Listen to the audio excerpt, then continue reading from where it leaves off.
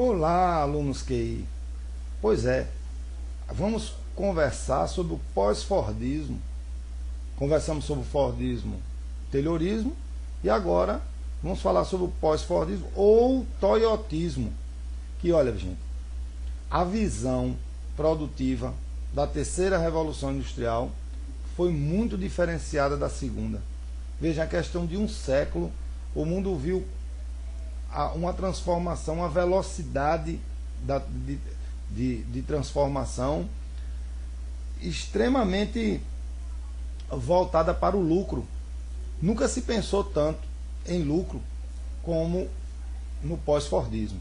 Porque veja, qual era o desafio do Fordismo? Fazer o consumo aumentar. Só que o consumo, ele aumentou, mas os problemas desse consumo também foram consequentes. Veja, no Fordismo, a questão do desperdício, a questão do estoque, a especialização do trabalho. Quanto mais especialista, menos possibilidade de substituição dessa pessoa. Praticamente linhas de montagem paravam por falta de funcionários adequados à função. Se a gente for analisar o Fordismo e o Taylorismo, eles foram avanços, mas também criaram situações negativas que só com o toyotismo, só os japoneses conseguiram solucionar o problema. E olha, gente, que o Japão é um país extremamente pequeno, sísmico, tem maremoto, tem terremoto, mais de 220 vulcões ativos. É um país que não tem ferro, não tem petróleo, não tem território contínuo, sofreu com a Segunda Guerra 2 ataques atômicos, quer dizer, tinha tudo para dar errado.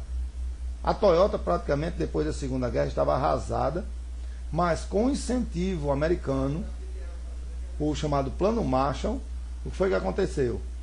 Praticamente o dinheiro investido do Japão vai ser colocado na educação e as empresas vão rever pontos do Fordismo e Taylorismo que não se ajustavam mais à nova realidade.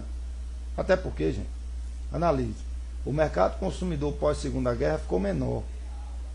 A condição do consumo, em função do problema financeiro da guerra, sacrificou as empresas. Então, a ideia do Fordismo era produzir para depois vender. O que foi que a Toyota fez? Ela inverteu. Olha só. O Japão foi destruído, ajudado pelos Estados Unidos. A Toyota inovou. Só que o que a Toyota fez? Ela criou um modelo flexível. Ou seja, o modelo flexível significa o quê? Você inverte. Primeiro você vende, depois produz. O toyotismo, que vai fazer com que o Japão apareça no mundo como potência, representa o início da terceira revolução industrial. Quando você estuda o Japão, você acaba sendo forçado a ver como é que eles conseguiram dar a volta por cima. E essa volta por cima tem a ver com o toyotismo. Olha, a produção flexível, ela vai ser realizada sob encomenda. É uma ideia inteligente, porque você só produz o que vendeu.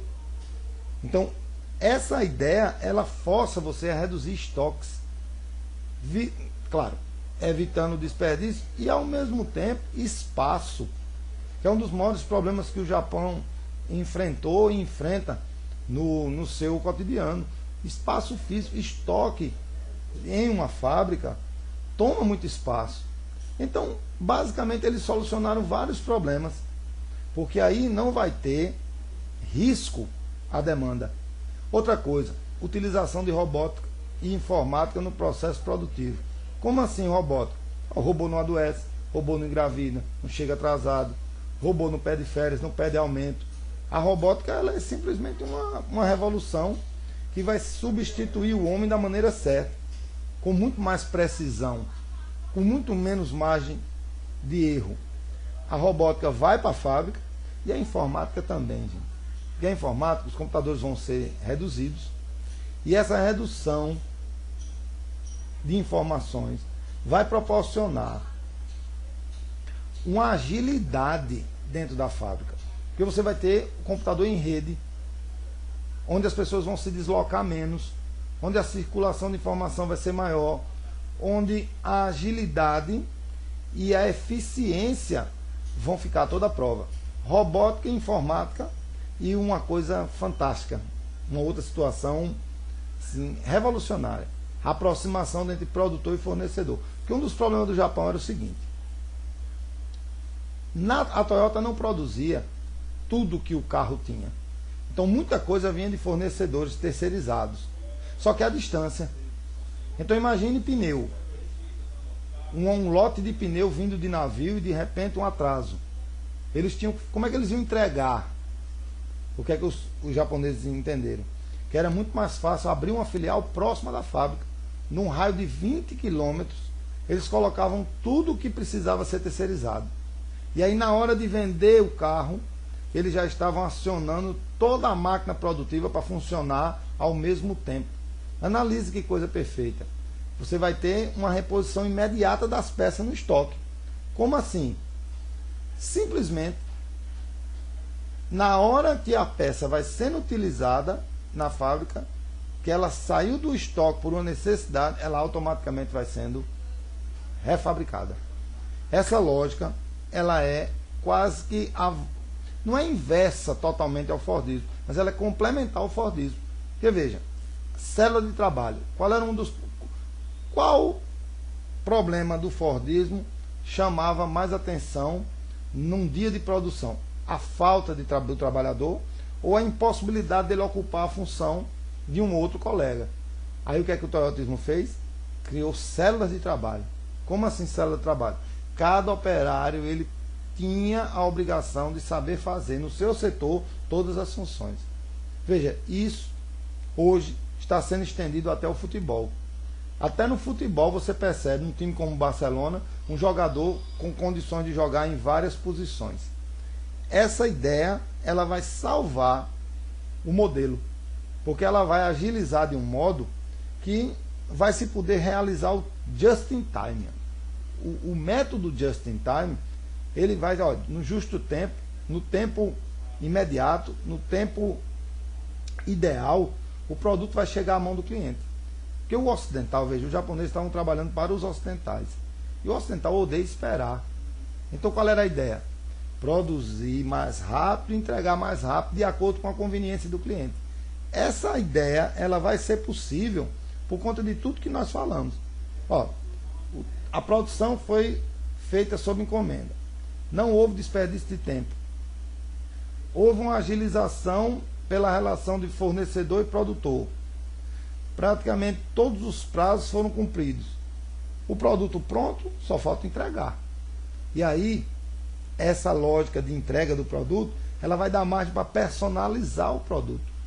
Os japoneses, eles criaram a ideia de você ajustar o carro à sua inteira necessidade. Então, você decide a cor, você decide os acessórios, você pode até colocar nome, você personaliza realmente o carro, você escolhe o tipo do banco, tudo que existe no carro ele pode ser modificado de acordo com o seu interesse. Isso é a personalização do produto. Outra coisa fundamental, a capacitação do operário. O operário, ele vai passar a receber possibilidades de estudar dentro do processo. Vão haver parcerias com as universidades para capacitar e retroalimentar esse profissional na empresa. Isso vai fazer com que haja um incentivo e aí, claro, um aumento nos salários, né?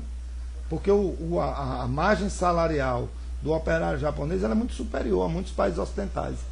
E o melhor, essa participação nos lucros, ela não está condicionada só ao desempenho, mas sim ao resultado da empresa. Quanto maior o lucro da empresa, maior a divisão desse lucro para os operários que fizeram por onde a empresa crescer a esse ponto. Ou seja, um modelo campeão que acabou iniciando a terceira revolução industrial e sendo copiado pelo mundo. O Fordismo, o Taylorismo, ele vai sendo superado. O Toyotismo inicia a terceira revolução. Os países centrais se apossam do modelo e começam a patentear tudo que produzem para mais uma vez explorarem os mais fracos dentro da divisão internacional do trabalho. Se a gente parar para analisar, hoje o mundo ele ficou mais restrito ao conhecimento do que no passado. Assim, a vontade de divulgar o conhecimento ela é muito grande, mas divulgar os resultados do conhecimento, a forma como ele é encontrado é guardada a 7 chaves. Por quê? Porque o conhecimento hoje é que é poder. Então, o Japão é a segunda potência tecnológica, com todos os problemas que teve, mas não consegue superar os Estados Unidos da América por conta do tempo que os Estados Unidos ainda têm em relação ao Japão em exploração. Como assim? As empresas americanas elas estão há praticamente um século usando os seus mecanismos de exploração e obtendo lucros assim, impensáveis. O Japão é como se o Japão tivesse chegado depois, mas essa corrida ela não acabou. O Japão continua margem a margem, lado a lado, disputando o poder, que hoje não é mais só com os Estados Unidos. Hoje tem a Alemanha, hoje a China, apesar do copiar que ela faz, da pirataria, ela também se coloca como uma potência emergente, e o mundo vislumbra uma 4ª revolução industrial, que provavelmente não vai desprezar os ganhos do toyotismo. Então o que você não pode esquecer é isso, é que a cada revolução industrial os avanços vão sendo difundidos, vão sendo aperfeiçoados, e quem ganha com isso? Toda a humanidade. É isso aí, pessoal, um abração e boa prova.